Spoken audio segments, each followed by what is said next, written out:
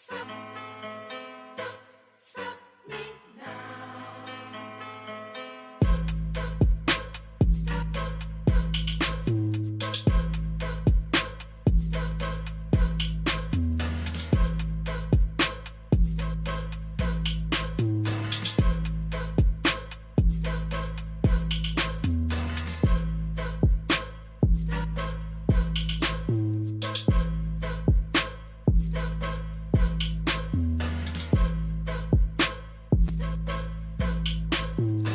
What up?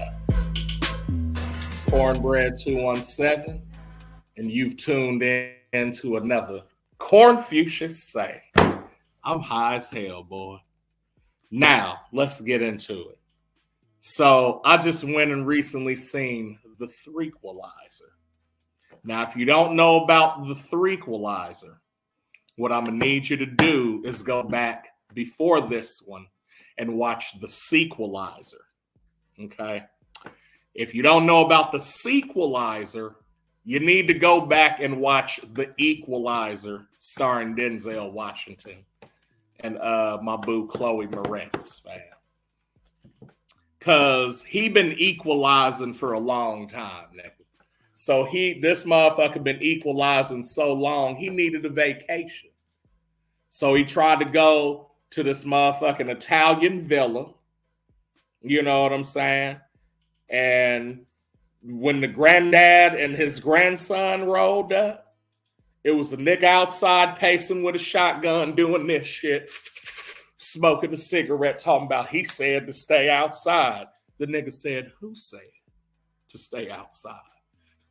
Come with me. So we go with him.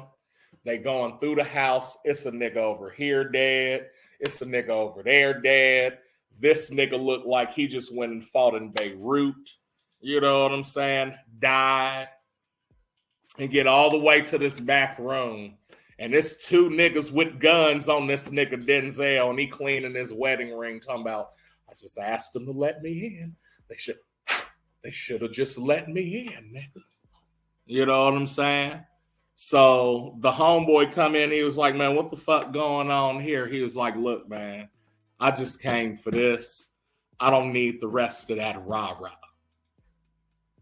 And the dude was, you know, just like all gangsters do, they got hubris and shit. And he was like, nigga, what the fuck make you think you finna walk out of here? And you just interrupted a trip with me and my grandson, nigga? He was like, because this nigga right here is standing too close, which is putting this nigga in danger. Once I'm done with them, I told you already. Everything he said came to fruition, fam. Came out the crib, and the little boy had the gun, nigga. And he said, little boy, get the fuck out of here, nigga, because I don't do kids. And the little boy said, all right, man. All right. And he turned around to go leave, and this little nigga shot him in the back. Hit a kidney or something. It was bad, y'all. And that nigga was like, oh, little boy, I said. And he thought that was the end of him. That nigga got on a ferry on the Illinois River and tried to come over to the other side, to Alton and shit. But the Italy version, you know what I'm saying? And then that nigga was driving and pulled over on the side of the road. The motherfucking, what's my nigga name? What's the nigga name, fam? The police. Gio. My nigga Gio. Came up, he said, he came with the flashlight. He said, Signore. Signore. Signore. And that nigga was all type of fucked up, nigga. So he took him to this other nigga crib. The old Italian man that everybody respected in the town. And he said, are you a good man or are you bad man? And he said, I don't know, nigga. So then he got well, you know what I'm saying? Noticed that a bitch-made ass nigga was coming in town and threatening the people of this lovely Italian mountain town. And the motherfucking view, bitch. Have you ever been to the ocean, right? In a boat, and then you like come up on this land and it's like a cliff or maybe a little piece of mountain or something. That, but with like the Virgin Mary carved into that bitch, and then Italian villas spilling out that motherfucker. That's where this nigga was at. And they saved his life, and he came out and he was recovering. And you know what I'm saying? He really started getting to know the people and shit. And he was like, nigga, I don't think I even want to equalize no more. But then always a bitch ass nigga pulls you back into it. This motherfucker came in to the, it was like the Italian empanada shop. I don't know. But that nigga was like, yo, I need that money, Greg. Italian Greg. I don't know what that is. But he was like, I need that money. And he was like, man, I told you, man, you came in here last week and I had to get a freezer so the shit wouldn't be fucked up. And he popped him upside the head and shit. My mans was walking by on the cane and he kind of turned around and that nigga seen him and he was like, all right, whatever. I ain't worried about it. And then they was like, Greg, who the fuck was that? He said, man, don't even worry about that. He said, no, nigga. If you in trouble, nigga, understand what I can do. And so they fast forward a little bit. And the motherfucker was, so I'm trying to remember. Something had happened where the bitch made ass nigga did some fucked up shit, right? And then Gio went to investigate it and led it back to that nigga. And then he showed up at Gio's house, slapped his wife up, grabbed his daughter and put a gun to her head, right? And this nigga was like, I told you, you in my motherfucking shit. I pay for you, motherfucker. And so then they was having dinner one night at the restaurant, and Gio and his wife and daughter and the Italian mayor nigga, and this nigga walked in, and he was like, man, let me sit with y'all niggas, like the audacity, right? He was like, let me sit with y'all niggas. And my nigga Robert just in the corner, eating some gazpacho, chilling. And he said, oh, that's that same nigga that went and fucked up Greg shit, but I ain't gonna say nothing. I'm gonna just keep eating my soup, nigga. And so after he went over there and started fucking with Gio, he came over, started fucking with this nigga. Now, he didn't know, but we, the audience, knew that that nigga didn't invite you to that table. So we gonna sit down with this nigga and talk his shit and be like, hey, it seems like you're sticking your nose where it doesn't belong. And so he was like, man, I'm trying really hard to not beat your ass today. He said, oh, you talking to me? He said, yeah, man. Matter of fact, that's a nice watch you got on. What's that, a Rolex? He said, oh, this motherfucker. He said, yeah, this motherfucker. And then, bitch, that's your pituitary nerve, nigga. And that pain you feeling, nigga, that's a 2. And that's a 3. He said, okay, that's a 3. He said, nigga, if I go to 4, you gonna boo-boo on yourself, nigga. He said, I don't want to boo-boo. He said, so what I suggest is you take your bitch-made ass about this restaurant, 1. 2, stop fucking with Gio and his daughter and family, nigga, because them my niggas. And 3, get the fuck on. That nigga pissed on himself, got the fuck on, G. The next time you saw that nigga, he was like, ooh, I'm about to kill this motherfucker. Ooh, man, give me a cigarette. And he did like this, and his boy standing in front of him. Where y'all at? He went to light his cigarette and said, bow! Caught a van, nigga. The shit wasn't even on. You didn't hear the engine rev up or nothing. And he just caught this bitch like the Hulk threw that motherfucker at it. What was crazy was there was a nigga in the front seat dead. So who the fuck was driving this van, nigga? Anyway, caught this nigga, jump scared the shit out of me. That nigga was like, and out of the shadows comes this nigga smiling in a crucifix to a nigga that's got a big ass knife. And that nigga said, he swung the knife like this. Motherfucking Robert said, oh, take this shit. Stick yourself, nigga. Stick yourself. And he stuck himself, and then he just went down with that nigga and watched him fade away. Tell Jesus I said, what up? Boy, was that bad because his brother found out about that shit, nigga. And them niggas was getting fucked up anyway when they was growing up. And he said, I was supposed to protect my brother. And I didn't do that.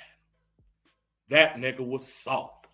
So he said, all right, who the fuck killed my brother? And he started going on a rampage, nigga, in the town. And just clapping random niggas. And then they got the homeboy that saved him out in the middle of the square. And they brought Gio out there, nigga. And they said, Gio, get your bitch ass down here. And he got the gun to Gio. And he said, now who the fuck did this shit, nigga? And that nigga came around and said, I did. He said, oh, so you know these people? He was like, no, but I'm getting to know them. He was like, motherfucking pain I know about. Suffering I know about.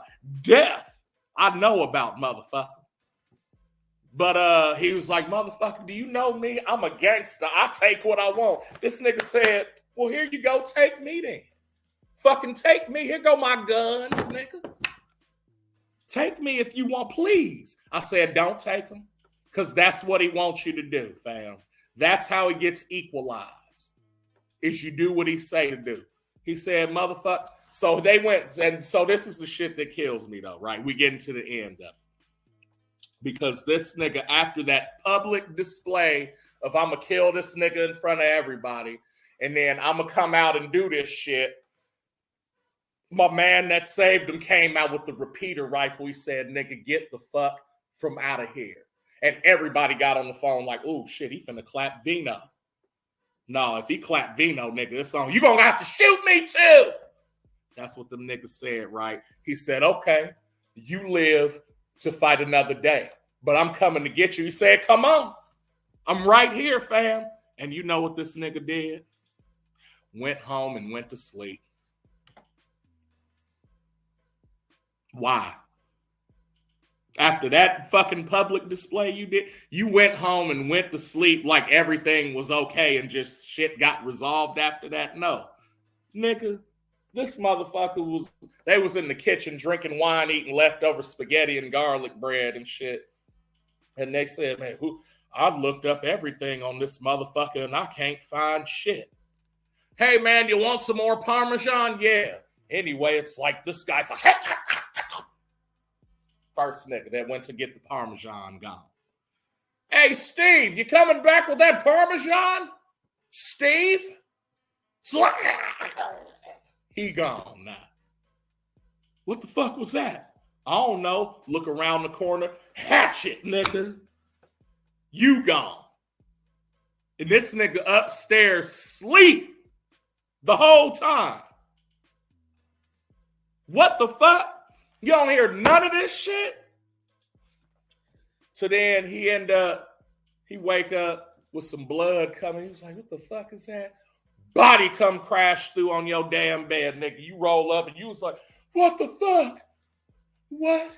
Grab my gun. I'm all over the place with it. This nigga got you scared, fam. Because he's in your home and the ADT stopped working. You feel me? To not only you come and motherfucking do that shit. Hold up, I'm rolling with you. Real quick. Yeah, you come and do that shit, nigga. No, you good. We almost done. So you come out all scared and shit with the gun, and that motherfucker, he said, where are you? Where are you? Boops. You get knocked the fuck out. So this nigga wakes up, the bad guy again. Wakes up. And this motherfucker is tied to a fucking pole, sitting down, neck tied, body tied, hands tied, sitting on the ground. And this motherfucker is spitting out some brown shit. While all in the background, Robert McCall is singing this nigga a Negro spiritual, prepping him to go see Jesus, man. I said, what the fuck? This nigga is singing him a Negro spiritual.